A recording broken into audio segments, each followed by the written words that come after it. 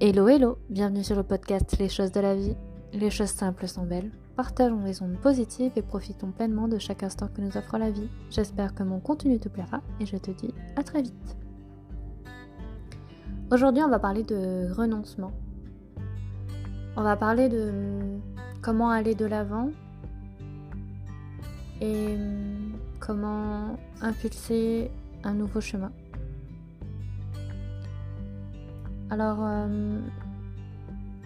dernièrement, j'ai dû faire quelque chose qui me serait jamais venu en tête. Ça faisait plus de 10 ans et demi que je faisais partie d'une association de malades et je m'investissais au sein du conseil d'administration. Et je m'occupais des réseaux sociaux et en fait, j'ai démissionné. Ça a été une décision très difficile à prendre parce que c'est une partie de moi que je laisse. C'était un peu mon échappatoire, mon exutoire, ce pourquoi je me battais et parce que je voulais faire du bien, je voulais faire le bien, je voulais être auprès des autres et me sentir utile. Et en fait, à partir du moment où on ne se sent plus utile, où on ne se sent plus écouté, où finalement on a plus de problèmes qu'on en essaie de résoudre, c'est plus la peine. C'est plus la peine de continuer. Et donc j'ai pris cette décision de partir.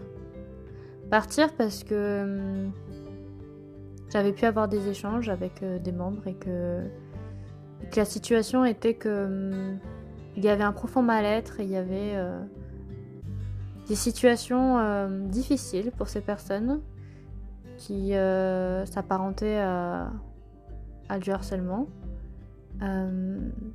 Et moi, c'est le genre de choses que je ne supporte pas et que personne ne devrait supporter en fait, mais étant donné que j'avais pas de preuves, j'avais pas l'autorisation d'utiliser les conversations ou les preuves factuelles que j'avais, et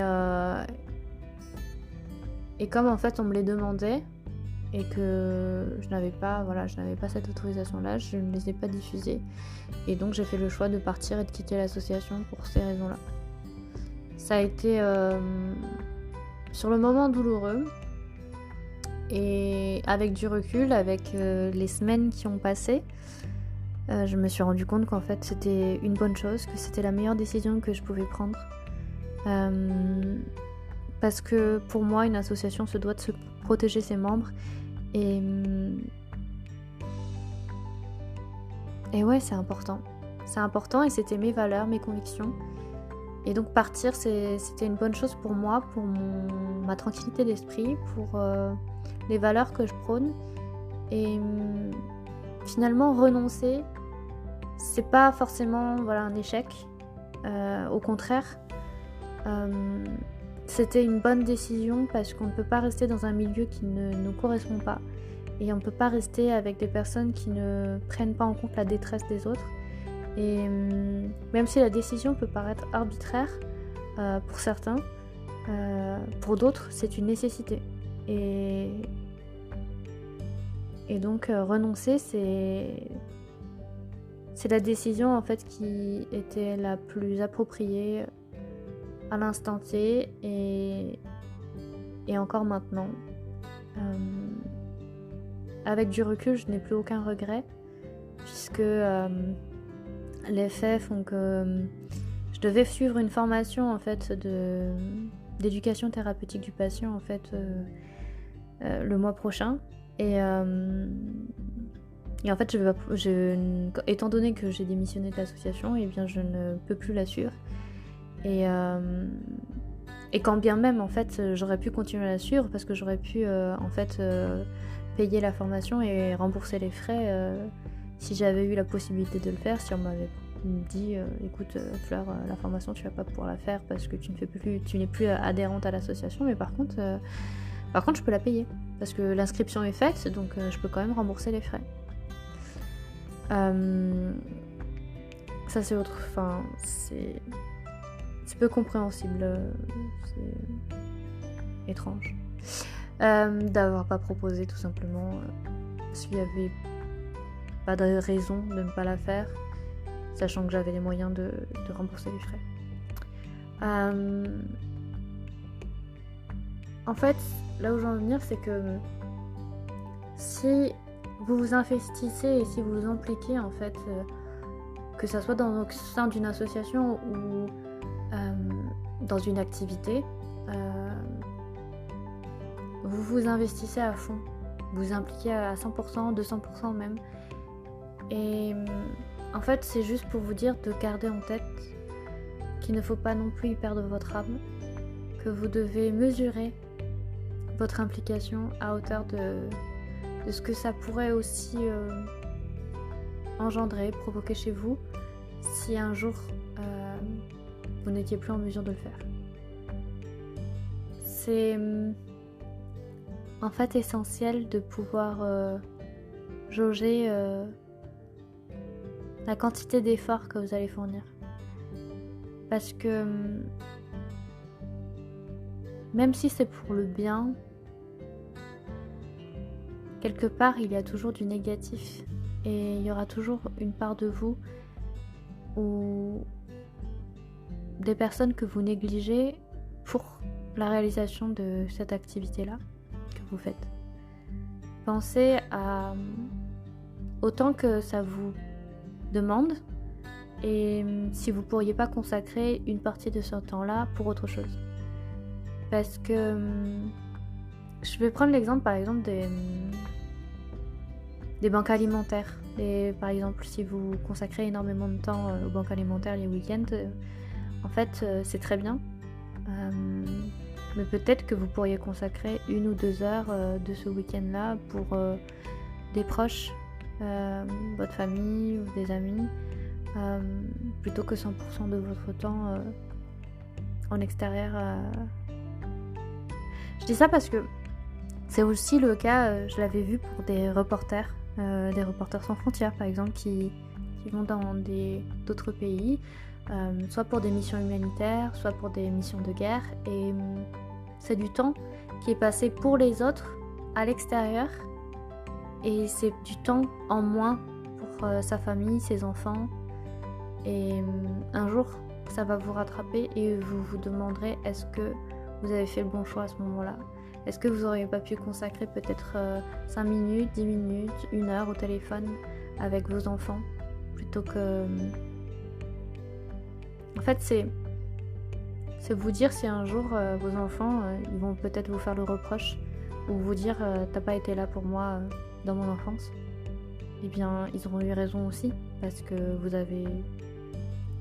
les avez mis dans votre ordre de priorité après les autres. Et c'est pas grave, mais c'est juste de le garder en tête, de se dire est-ce que là, je pourrais pas consacrer un petit peu plus de temps pour telle ou telle chose. Je dis ça parce que par exemple pour l'association, il y a une certaine période où je vivais à fond pour ça, et puis après je me suis dit il faut que je pense à moi, et donc je m'étais éloignée un peu, et puis quand il y a eu besoin de s'investir davantage, je l'ai fait, et en fait je me rends compte après coup que c'était pas forcément bien dosé, et qu'à l'avenir, si je m'implique dans une autre association, elle sera certes importante, mais pas au point d'être au premier plan par rapport à la famille par exemple. Et ça c'est difficile quand on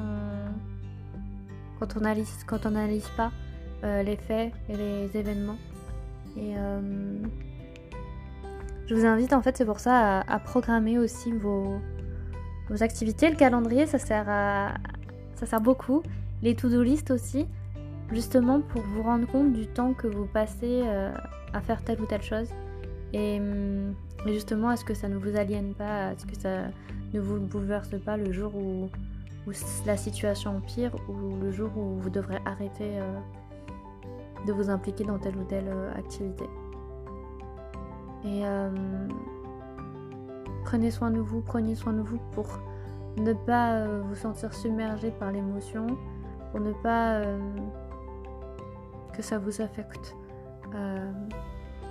dans le fait qu'il y a un vide qui se crée, dans le fait que le jour où ça s'arrête, vous allez ressentir un manque, un vide immense, un peu comme ceux qui finalement partent en retraite et du jour au lendemain se retrouvent à devoir réorganiser leur vie, plutôt avec des activités, des passions, plutôt qu'avec leur travail. Et ça aussi, c'est un bouleversement. Et c'est d'arriver à trouver un équilibre entre ses passions et son travail et sa famille, ses amis. C'est toujours d'essayer de trouver l'équilibre. Donc, pour en revenir au renoncement, le renoncement, ce n'est pas un échec. C'est un tremplin. C'est une redirection pour aller vers autre chose qui peut être meilleure et qui peut être bénéfique pour votre santé mentale et pour votre bien-être, pour votre épanouissement personnel. Alors réfléchissez bien, peut-être que vous aussi, renoncer à certaines choses, ça vous fera du bien.